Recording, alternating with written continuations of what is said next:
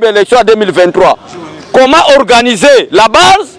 N'est base à parfaite communion na ba cadre parti. L'arrivée du président Félix Tshisekedi dans le Vatican. Félix Tshisekedi au Vatican pour raconter le pape François. But ratifier l'accord cadre entre l'Église catholique et la République démocratique du Congo. Accord on qui signé depuis 2016. Mais va comprendre que l'Église catholique il y a des escrocs. On va travailler dans l'autorité congolaise à l'époque du régime Kabila. Moi, je appliqué à Félix Tshisekedi qui a ratifié na pape François. Na kati accord wana masolo ezali quels sont les principes en tant que le garant de la nation on va koki ko sala ngo parfaite communication na ba membre catholique.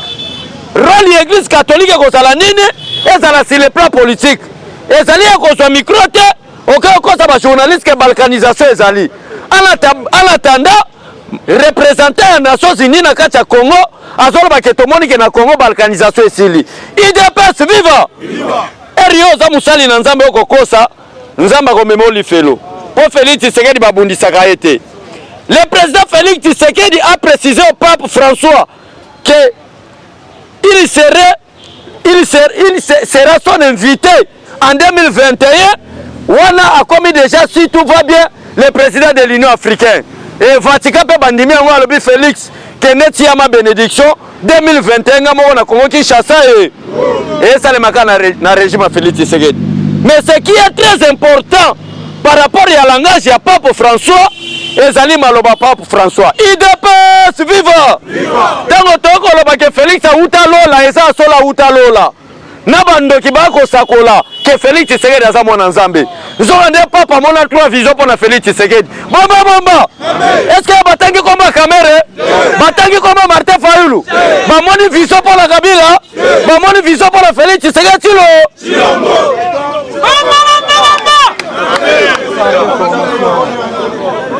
IDPS viva! Totanga yango après te ko expliquer yango. La parole du pape François à Félix Tshisekedi, qui est une vraie bénédiction pour la République démocratique du Congo et le peuple congolais. J'ai une vision plus de 3 fois sur toi. Tu es un serviteur de Dieu. Sur toi, Dieu visitera son peuple en Afrique. Félicitations pour ta bonne volonté de mettre sur pied une équipe forte de défense à l'est de ton pays. Tu es un oiseau rare au Congo. Alors nous allons te soutenir en tout. IDPS viva! IDPS viva!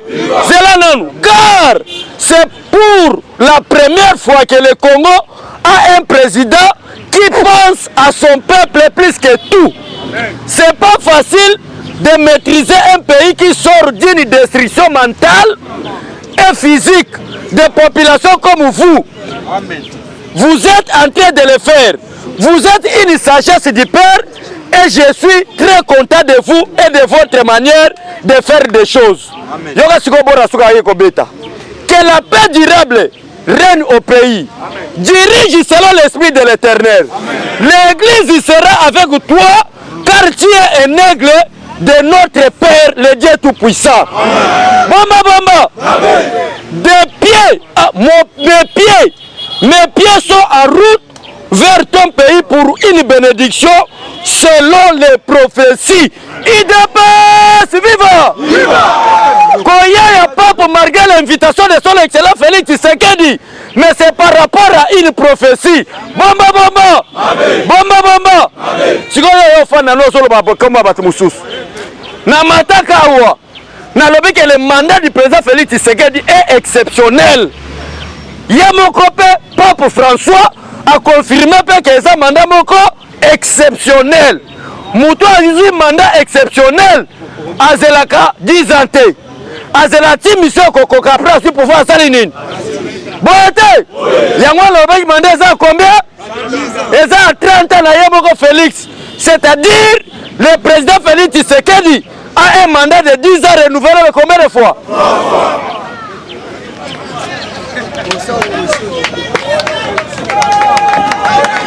IDPS viva! Ezali comédité. Bomba. Eza comédité. Eza réel. Que que mandat Félix Tshisekedi est de 10 ans renouvelable. Félix Tshisekedi a sala bambula boni. Ce qui peut te montrer que mentalité, awa tozako ba ke mboka oyo, peuple batoni na malaria na mutu. Nanza na mubumbu ba réfléchir te bato baza oseka. Awa mutalobe ngweza Pape François. Keko kamba mboka oyo destruction mentale et seulement de destruction physique ezali problème. Boyete. Oui. Mi sepela mi betela maboko poza combattre IDPS.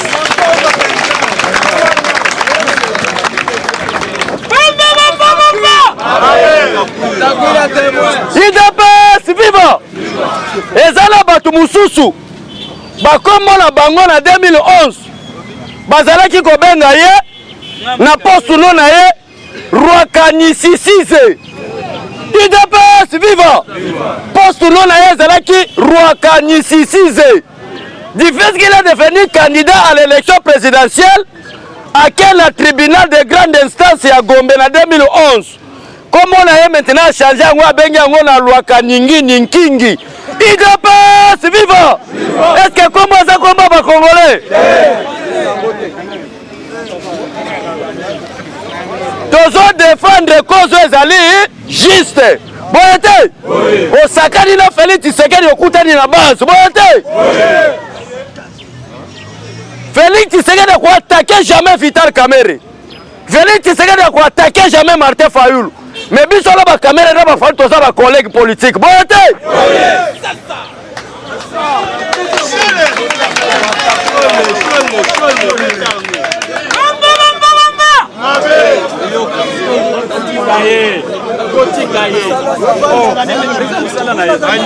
IDPS viva. IDPS viva. Le monde entier réclame le président Félix Tshisekedi Tshilombo. Mais yo fandi na leader na yo. D'ailleurs, bomba. Na mboko tokondi mandumba diriger sous mboka te. Bote. Entreprise oyo Mobutu abebisa na 1975.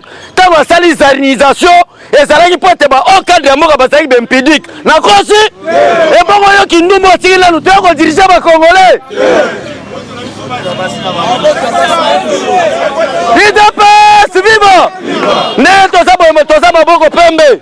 Ata tomoni mwasi ya faire gola tokosala eloko te.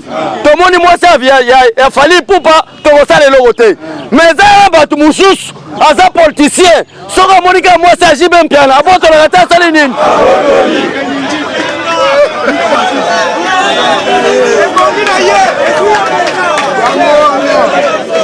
IDPS viva. Mais na canal ya base ya IDPS toyebisa vient na biso jibe mpiana zane calme. Boyete. Viens zala no calme. Félix Tshisekedi azala obongisa makambu bempidik na Congo bazala soute. Boyete.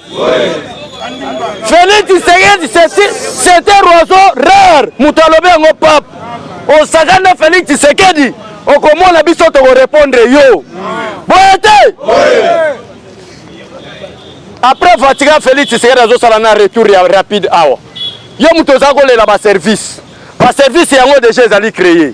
Donc on se laisse faire te. Dès qu'on découvre même qu'au sein de l'IDPS, il y a des gens qui compliquent la politique de Félix Tshisekedi. Donc Lukanda kunae. Bote.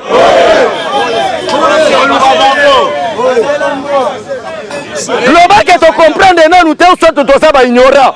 Mais ceux qui nzamba sungi biso, to yebi que même na kati ya parti il y a des gens qui compliquent la situation politique. Il y a leader Rabito Félix Tshisekedi à kokota na siège le sous-souté. Boyete.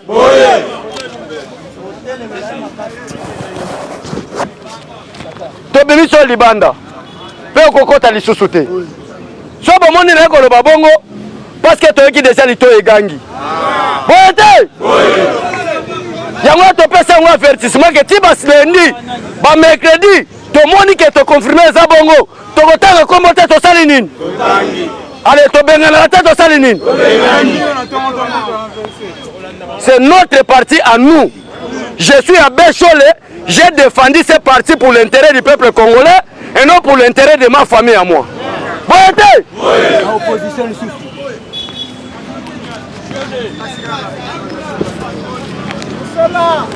IDPS viva. IDPS viva. Na minute oyo. Eza le service ya FBI. ezala ba service spéciaux ya renseignement américain, ezala bandeko Félix Tshisekedi atindaki formation de retour au Congo Kinshasa.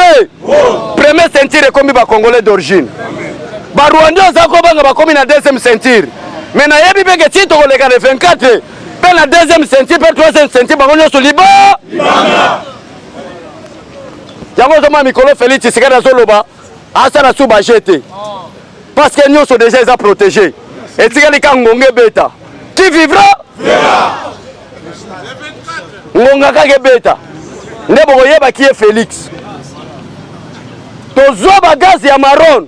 Mais Martin Fayulu a vu gaz été. Mon pépé ya pamba. À quoi il a prince? Bomba bomba. Bomba bomba.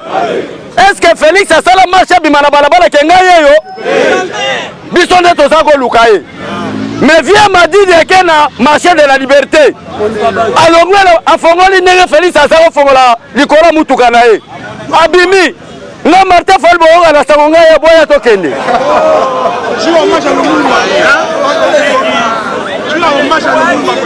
IDPS viva et peuple congolais et salami mokolo oyo date et coïncide na date ya Lumumba botala bandoki lokola biso Fayulu mais vers la Fayulu ça fait la biso bandu to lobelo mabete to changer ka problème ezate mais ngana ko yebi so vie batu babende biloko na balongola ta bambuma po to raisonner bien bote tango comme ko bende wona bambuma ba loba ke zo souffrir na malaria na kosi akietelema mutuka telemi moko na marché de la liberté Martin Fayulu boyoko na sango ngayo boya to kende ngayeyo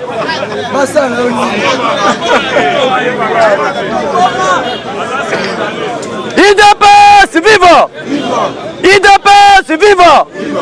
Et l'ambassadeur des États-Unis d'Amérique a eu la mission rapide aux États-Unis pour aller donner le message du président Félix Tshisekedi à Donald Trump par rapport aux accords au président Félix Tshisekedi à Kenda Sala. L'accord nous a conclu. Bazo benge tatu ambassadeur des États-Unis wana.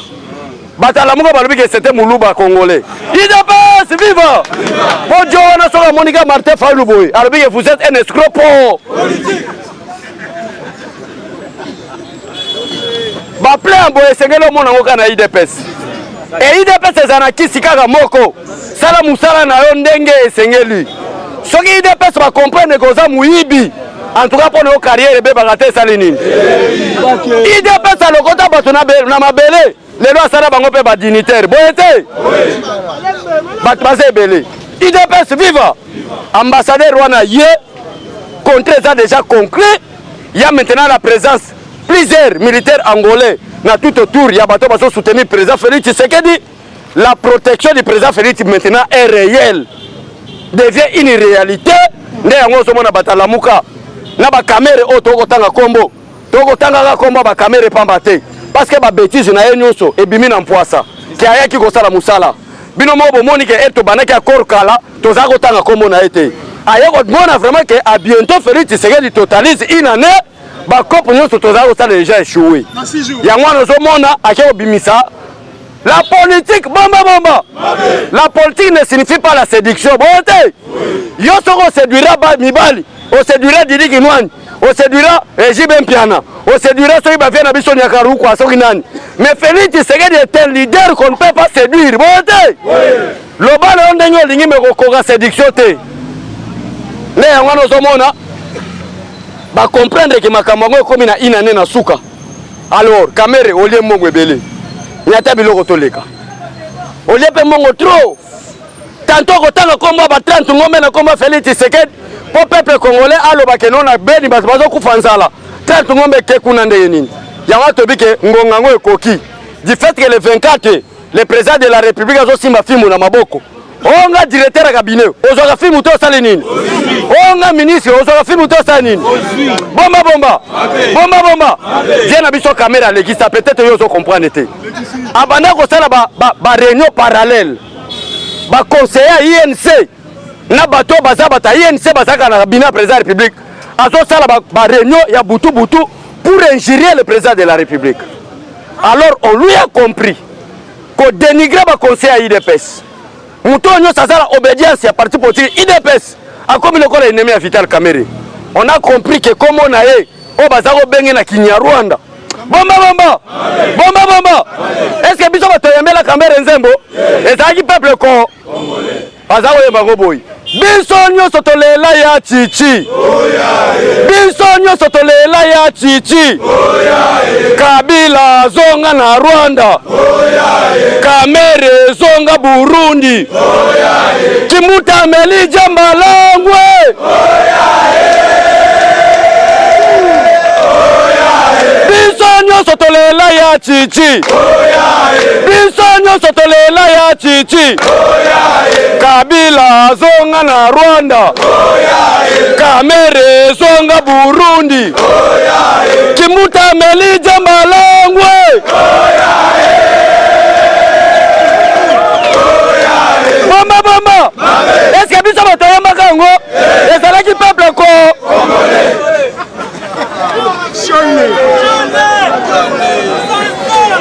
Bomba bomba. Tokosa la campagne à présent Félix Tshisekedi.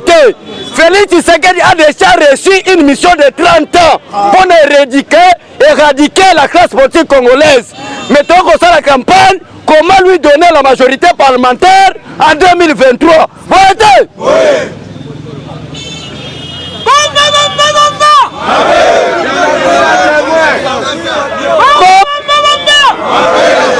Coupe ya balkanisation à bout. Imaginez-vous, ezala bana ba soda ba soda. Peuple congolais batikala ko sala marche te ba comme la cité de l'Union africaine. Mais na régime Félix Tshisekedi bazo parvenir ko comme la cité de l'Union africaine. Démocratie contre la terre salinine. Biso beso to sali marche que Félix sala 50 ans moyen mutale là. Pour bino bo sali ba marche na bino est-ce que biso dans les IDPS viva. Soutenons Félix Tshisekedi. Ozawa na yebi bien bato nyonso bazawa moi 2 personnes o batindi po ba koyoka bazana bango. Mais ngana koloba boye. Papa la bondeli yo. Longola na yo boule. Ndenge IDPS a su pouvoir. Eza libéra ti jour yeso akosala nini? Bomba bomba. Ya mwana Vatican bamoni vision likola Félix Tshisekedi. Balobi yo nde nzambe aponi. Wana papa zo bisa Félix Tshisekedi boye. Vision wana ezosonga 3 fois Félix Tshisekedi lombo. Nazomona ke nzambe atindi yo pona ko ramener peuple africain. Et ça le peuple congolais. Longola Félix Tshisekedi na ba bassesse ya ba directeur ya cabinet ya ba Fayulu. Yango na début na lobaki toza ba collègue ba Fayulu na ba Kamere. Boyete. Parce que Fayulu azako yawa. Na fuga na yazo yawa. Na ba Daniel Safuto kitisa bango awa. Donc toza ba collègue.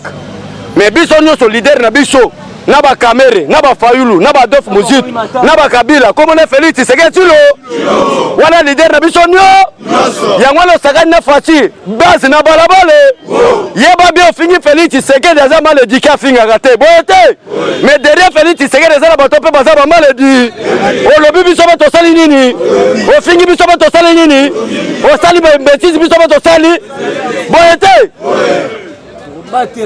Nde yango ozomona bakosi na ba réseaux sociaux abeshole wana tobetie babetaka IDPS te.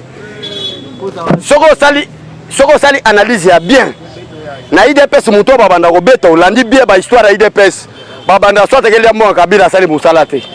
Boyete biso tolera mo wana te, nous restons derrière Félix Tshisekedi et nous sachons le bien que dans quelques jours awa Félix Tshisekedi azosala makambo minene pour le peuple congolais. À ce moment là boya ko senga bolimbisi boyete à quelques jours eza makambo ba moite quelques jours peuple congolais ko sala repentance Félix Tshisekedi bolimbisa biso to comprendre kité boyete et tikali quelques jours ya mwana mikolo ezali sur likolo ali tala kobanga liwate ata minito mutasala revolver la betinga na kufi na yebi beke papi na ngetikali esengo parce que mwana mboka za président république boyete to banga kili wana sereka Kabila po nana ko kipelo c'est pour nous fatia tika la so bon ma peuple congolais sali nini biso to kufa meto conserver Félix Tshisekedi parce que on a compris que la classe politique congolaise baso sala politique avantologie atongi bandaka minene abandi otinda bana na poto aliaso ko sa batuna ba politique awa yango so mona ba vienanga Adolphe Muzitu na Martin Fayulu ba etini ya kokabwana mais otali bilongi na bango bakokani po bazo sala politique ya haine otali elongi ya Adolphe Muzitu otali elongi ya Martin Fayulu okoloba ke baza bana mapasa baza bana mapasa te bazosala nde politique ya haine yango wana bilongi esali nini. Merci vraiment cher combattant na chite koloba boye les 24 qui vivra eza date Félix Tshisekedi azokochamula mo basali bapiage nyonso na maye qui vivra après les 24 jours aboué.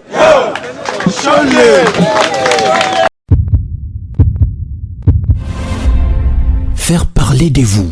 Confiez-nous votre image et laissez-nous la transformer en une identité forte grâce à un accompagnement sur mesure et un suivi personnalisé. De la communication institutionnelle au marketing politique et commercial, Eshima Magazine apporte des solutions de communication à tout type d'entreprise, institutions ou personnalités.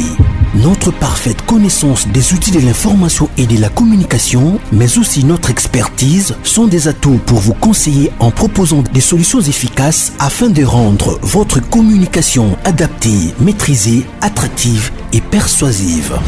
Tout un champ de stratégies de communication. Magazine congolais d'information générale, Eshima Magazine bat au rythme de l'actualité. Impartial, documenté, instructif, Eshima au cœur de l'info. Communiquer de manière impactante nous exige une analyse approfondie de besoins, des objectifs et des cibles. Eshima Magazine assure l'intégralité de la promotion de vos projets, de leur conception à leur réalisation. Conseil en stratégie de communication et publicité, désir de partager, ambition de convaincre. Faites-nous confiance. Nos méthodes de travail, notre rigueur, ainsi que nos compétences comme identité de support des communications font de nous le magazine de référence. Retrouvez Eshima Magazine au 4012 avenue Oia dans la commune de Kintambo à 2 minutes de magasin. Contact eshima-magazine@hotmail.com. Téléphone plus 243 85 11 34 444.